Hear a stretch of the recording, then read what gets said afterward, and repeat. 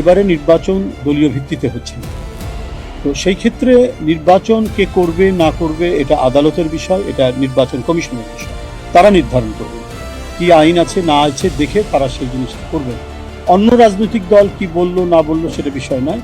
প্রচলিত আইন এবং এখন যে আইন প্রণয়ন করা হয়েছে সেই আইন অনুযায়ী কারা নির্বাচনে যাবেন না যাবেন সেটা সম্পূর্ণ দেখা, এটা মনিটর করার দায়িত্ব নির্বাচন কমিশন, আমরা তার কাছেই ছেড়ে দিলাম। আপনি কি যেন বলছিলেন? দেখুন, আমাদের প্রার্থিতা কিভাবে বাছাই হবে না হবে এবার তো মানে দলনিরপেক্ষভাবে নির্বাচন, দলনিরপেক্ষ বলছি যে দলের প্রতীক নিয়ে কোনো নির্বাচন হচ্ছে না। তো সেই ক্ষেত্রে কিভাবে হবে না হবে সেই দল এবং আমাদের যে সর্বোচ্চ নীতি নির্ধারণী যে ফোরাম আছে তারা বসে পরবর্তীতে এটা জানাবেন। এখন পর্যন্ত এই বিষয়ে কোনো সিদ্ধান্ত হয়নি। দেখুন, এই বিষয়ে তো দলের পক্ষ থেকে ঘোষণা আছেই। দলের মহাসচিব এ বিষয়ে বলেছেন, চেয়ারম্যান মাননীয় প্রধানমন্ত্রীও বলেছেন এটা হবেই। তবে তারিখটা কবে কোন মাসে এইটা তো এখনো সিদ্ধান্ত হয়নি, সেটা বলবো কি করে। নিঃসন্দেহে খুব তাড়াতাড়ি আমরা আশা করছি অতি সত্বর অতি শীঘ্র কাউন্সিল হবে এবং সেটি আপনারা জানতে পারবেন এবং ডেট এবং মাস তারিখ নির্ধারণ হলে আমরা জানিয়ে দেবো আপনাকে।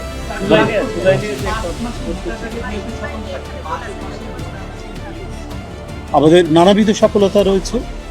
যে কমিটমেন্টগুলো ছিল নির্বাচনের প্রাক্কালে আমাদের দলের চেয়ারম্যান জনগণকে উদ্দেশ্য করে 31 দফার মধ্যে নির্বাচনী ইস্তেহারের মধ্যে যে কথাগুলি বলেছেন সেগুলো ক্রমাগতভাবে বাস্তবায়ন করা হচ্ছে এবং এটার জন্য তীব্র মনিটরিং করা হচ্ছে। আমরা যারা মানে মিনিস্ট্রি সরকার ঠিকমতো করছে কিনা সেটা দেখার জন্য আমাদের অ্যাডভাইজার আছে, আমাদেরকেও তিনি বলেছেন যে আমরা প্রায় সময় বসি এবং সেটা নিরীক্ষণ করি। ইতিমধ্যে আপনারা জানেন ফ্যামিলি কার্ড, কৃষি কার্ড মানে কৃষক কার্ড, তারপরে খালকাটা কর্মসূচি এগুলো হয়েছে এবং জনগণ যাতে স্বস্তি পায়, একটি নির্বাচিত সরকার জনগণ যাকে ভোট দিয়েছে যে সরকারকে, তার তো জনকল্যাণে জনস্বার্থে অনেক পদক্ষেপ নিতে হবে। আপনারা দেখেছেন সেই ক্ষেত্রে যে ক্রমাগতভাবে অসংখ্য মানুষ হৃদরোগে আক্রান্ত হচ্ছেন এবং অনেক মারাও যাচ্ছে। তো এই হৃদরোগে আক্রান্ত হওয়া মানুষের জন্য প্রথমে যে ইন্টারভেনশন যেটা দিতে হয়, মানে টোটাল সার্জারি করার আগে ইন্টারভেনশনে রিং লাগে, সেই রিংয়ের উপর যে ভ্যাট সে ভ্যাট প্রত্যাহার করা হচ্ছে।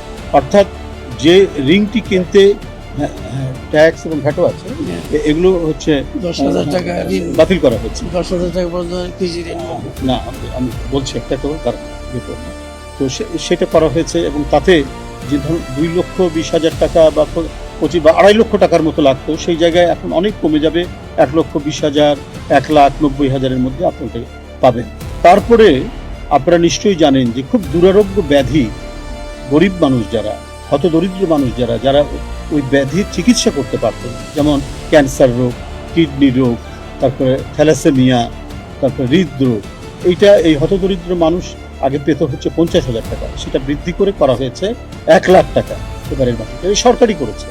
তো সুতরাং জনস্বার্থে যে পদক্ষেপগুলো নেওয়া দরকার সেটা নেওয়া হয়েছে এবং উনি যে প্রতিশ্রুতি দিয়েছিলেন কৃষি ঋণ মওকুফ করার, যে সেই কৃষি ঋণ তিনি 10,000 টাকা পর্যন্ত তিনি এটা মওকুফ করেছেন। তো এগুলো প্রত্যেকটাই হচ্ছে জনস্বার্থে গুরুত্বপূর্ণ পদক্ষেপ।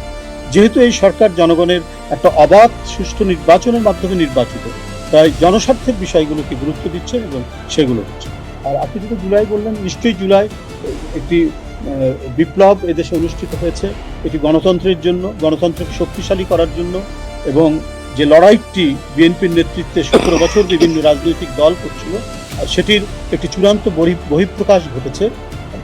ছাত্র নেতৃবৃন্দ, কিশোরী ছাত্ররা তারা রাস্তায় নেমে এসেছে, আত্মহুতি দিয়েছে, নিজের জীবন দিয়েছে, নিজের জীবন উৎসর্গ করে যে অবাধ সুষ্ঠু নির্বাচন, তত্ত্বাবধায়ক সরকার ব্যবস্থা পুনর্বহাল, সংবিধানে ইত্যাদি যে ইস্যু নিয়ে যে লড়াই করছিল রাজনৈতিক দল বিএনপির নেতৃত্বে, বিশেষ করে দেশনেত্রী বেগম খালেদা জিয়ার সেই অপরিসীম তার যে সাহসী নেতৃত্ব এবং ভয়াবহ নিপীড়ন নির্যাতন সহ্য করে অসুস্থ হওয়ার পরেও যিনি বিচলিত হননি, বিচ্যুত হননি তার আদর্শ থেকে, অর্থাৎ পূর্ণাঙ্গ গণতন্ত্র, সত্যিকারের গণতন্ত্র, প্রকৃত গণতন্ত্র প্রতিষ্ঠার জন্য তার লড়াই, সেই লড়াইটা বিজয়ী হয়েছে যখন সকল শিক্ষা প্রতিষ্ঠান থেকে ছাত্ররা নেমে এসে এই জুলাই মাসে এবং তার সাথে রাজনৈতিক দল, ছাত্রদের বাবা মা সবাই মিলে যে অভূতপূর্ব যে গণবিপ্লব আমরা এখানে দেখেছি, সেটি নিঃসন্দেহে মানে একটি নজিরবিহীন ঘটনা এবং ইতিহাসের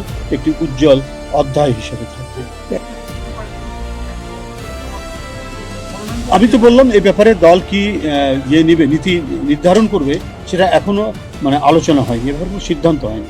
এ ব্যাপারে সিদ্ধান্ত হলে আপনাদেরকে জানাবো।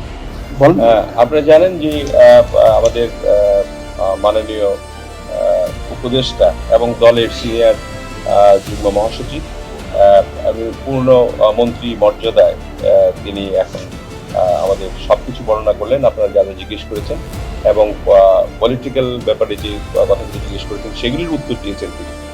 আমরা ওনার নেতৃত্বেই প্রত্যেকবারই আমরা এইভাবে আমরা আয় ব্যয়ের হিসাবটা স্বচ্ছতা রাখার জন্য আমরা দিয়ে থাকি, সেটা তিনি ব্রিফলি বলেছেন আমাদের রিজভী ভাই, এবং তিনি এখন পূর্ণ মন্ত্রী মর্যাদায় উপদেষ্টা হিসেবে নিয়োজিত আছেন শিল্প মন্ত্রণালয়ে।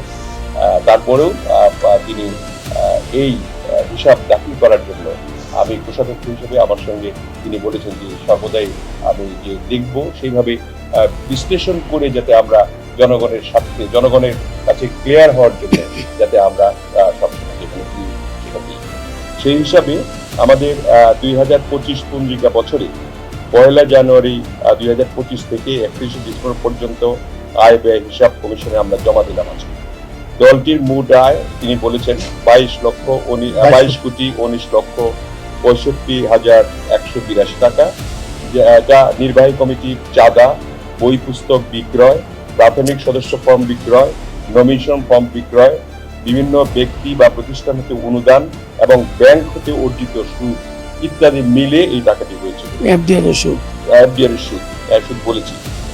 দলটির মোট ব্যয় হয়েছে 15 কোটি 26 লক্ষ 10,857 টাকা, যেটা তিনি বলেছেন। সেটার আমরা কিভাবে আমরা খরচ করেছি: ব্যক্তিকে আর্থিক অনুদান, বিভিন্ন জেলায় বন্যা কবলিত এলাকায় ত্রাণ বিতরণ, পোস্টার লিফলেট ছাপানো, দলীয় প্রয়োজনে গাড়ি ক্রয়, বিভিন্ন জনসভায় খরচ, বিভিন্ন আলোচনা সভায় হল ভাড়া, অন্যান্য খরচ, পত্রিকার ক্রুরপত্র ছাপানো, রমজানের ইফতার মাহফিল এবং অফিসিয়াল বিভিন্ন খরচ বাবদ আমরা এগুলি খরচ করেছি। দলটি 2025 পঞ্জিকা বছরের মোট উদ্বৃত্ত এখন 6 কোটি 93 লক্ষ 54,325 টাকা ব্যাংকে গচ্ছিত আছে। এটা হলো আমরা ডিটেইল করলাম, আমরা সর্বমোট যা আছে তিনি বলেছেন। আপনাদের অনেক ধন্যবাদ। Thank you.